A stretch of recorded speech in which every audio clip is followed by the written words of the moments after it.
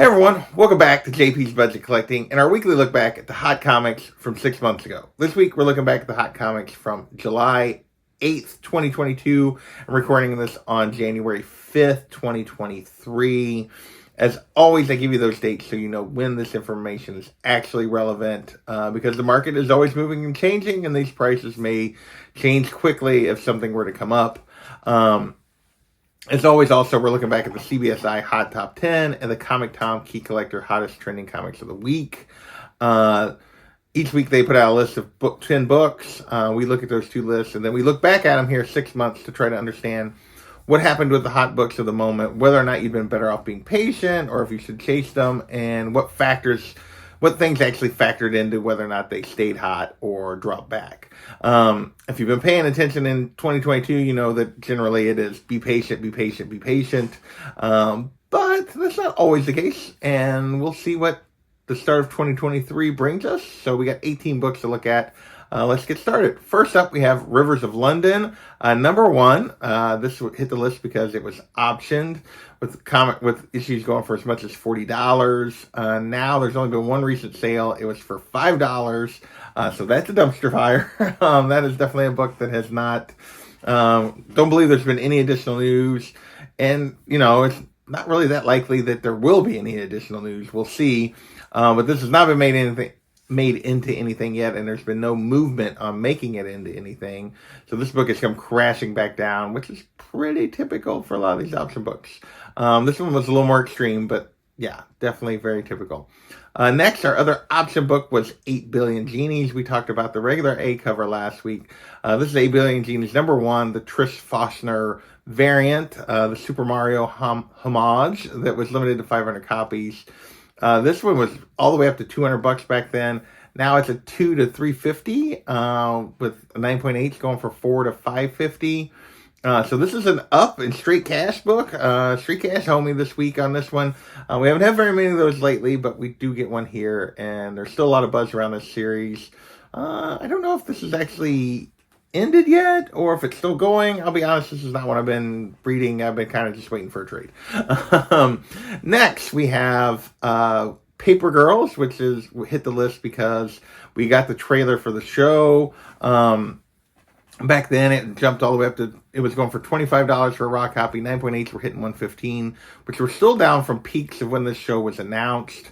But now it's a $5 to $20 book. 9.8s $40 to $60, and that's a lot because first season came out and Amazon immediately announced that there would be no further seasons and canceled it going forward. So yeah, this book definitely turned into a trap because the season did not hit. I still want to go back and watch it because I did enjoy reading Paper Girls. I just haven't gotten there yet. So next, our other show-related book is The Boys number 3, the first appearance of the 7, including Homelander, Maeve, Starlight. So they first appear in issue number 3 of The Boys.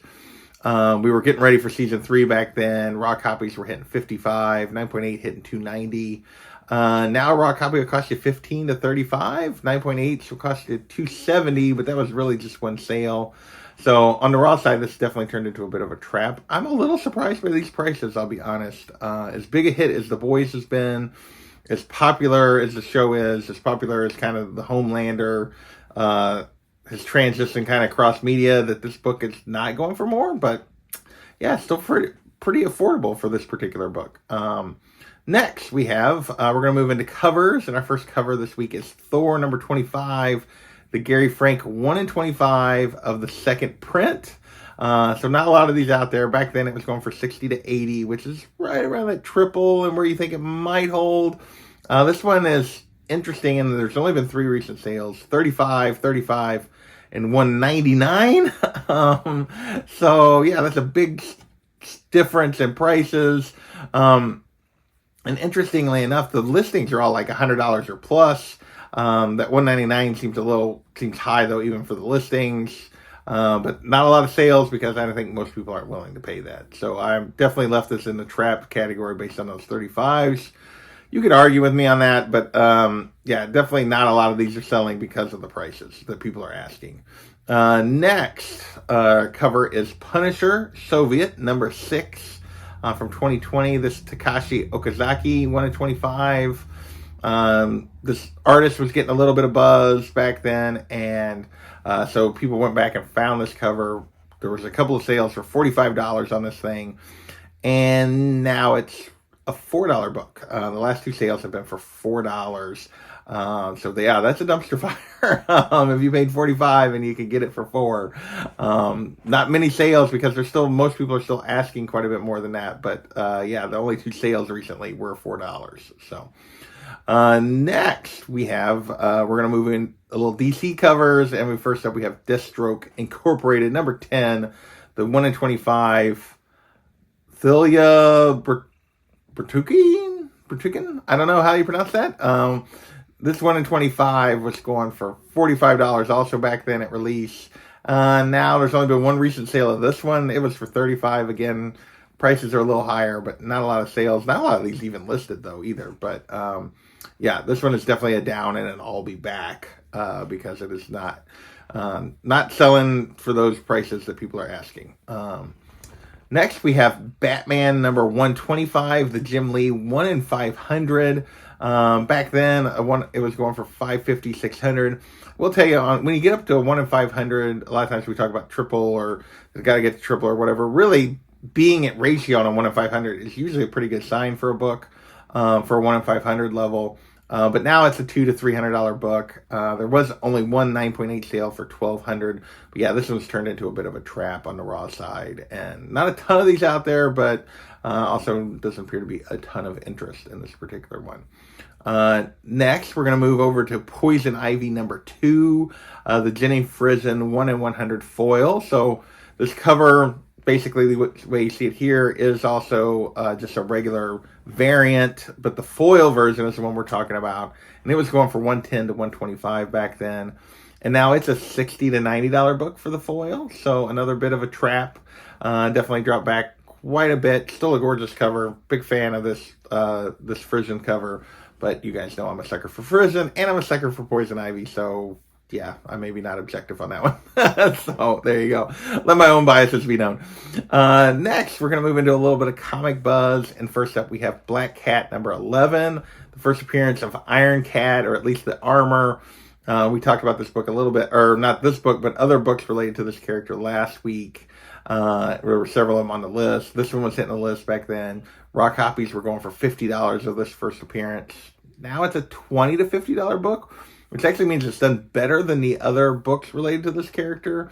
9.8 will cost you $90 to $135, but still a down, and an I'll be back on this particular first appearance, which is, like I said, performed better than the other books related to this Iron Cat. We'll see if they actually do anything with this character or not. Next, we have Ghost Rider number 1 from 1973. This hit the list because there were quite a bit of sales. There's a little bit of a bump around both speculation for MCU, but really they announced the 50th anniversary thing was coming out and that kind of stuff. So that was what really was driving this. Back then, a 9.4 went for $2,300. The most recent 9.4 now is $1,818. So this is a bit of a down, and I'll be back on that side. This is one of those, before I really registered what was going on with Tom and Key Collector on some of the older books, that they said the average value was $1,900. I didn't, as you've noticed, there's been no JP predictions. I didn't do a cash or trash this week, so I didn't get a chance to look at what the actual values for raws were going in. Those 1,900 is really not relevant because they seem to be combining slabs and everything else on that average. But right now, raw copies are cost you $200 to $900 on. So $900 on the high end for a really nice copy, $200 on the low end for like really B copies for this Ghost Rider number 1. Next up, we have Strange Academy number 1 from 2020. This hit the list because CGC was doing a signing with Scotty Young. So that was one of the reasons this was hitting the list. This is also a popular spec book for Marvel for probably a Disney Plus series because it is first appearance of multiple characters, and this is kind of a Hogwarts in the Marvel universe going on here. Very popular series. Back then, raw copies were going for $100. 9.8s were going for $330. And really, this has been a very steady book anyway. Now it's $60 to $125 for raw copies. 9.8, $250 to $325. So definitely kind of a steady I'll be back. This is a book I've been following because if I ever waiting to stumble across a deal to maybe get myself a copy. I don't have a copy of this book. But it's been fairly steady. But definitely, you can find deals if you're patient enough on this one. Next, we're going to move into MCU news. And first up, we got Thor number 319. This is the first appearance of Zaniac. And basically what was going on here is there were some images from Loki season 2 that were posted. And in the background of one of those images, there was like a movie poster for like a Zaniac movie. So it doesn't even mean that character is likely even to appear. It was more of probably just a little Easter egg that happened to be in that photo. But back then, raw copies were going for $7. 9.4 hit 60. Now it's a $1 to $15 book for a raw copy. 9.8 recently went for $150. That's one sale, and it's really the only slab sale. So to compare to. So I guess you could argue raw side, this has been steady, and I'll be back also, because it was only going for $7 back then, so it's basically in that same range. Next, we're going to move into Fantastic Four number 33. This is the first appearance of a Tuma, and this hit the list because we got art, basically for Black Panther 2, that was showing a Tuma, so it was our first knowledge that he was going to be in the movie. We do know now he was in the movie. Somewhat minor role, but he was there. It wasn't just like a cameo. He was there for a portion of it, for sure. Back then, again, this is one of those weird ones where Tom had the average of 615 with a 7.5 going for 665. Well, raw copies are 30 to 250. I doubt they backed up that much. I think that's probably just an odd average again. A4, but it has backed up quite a bit because an 8.5 most recent 8.5 went for 570. So yeah, this definitely turned into a bit of a trap anyway, and definitely backed up. Just probably not quite from. I doubt raw copies were averaging 615 back then.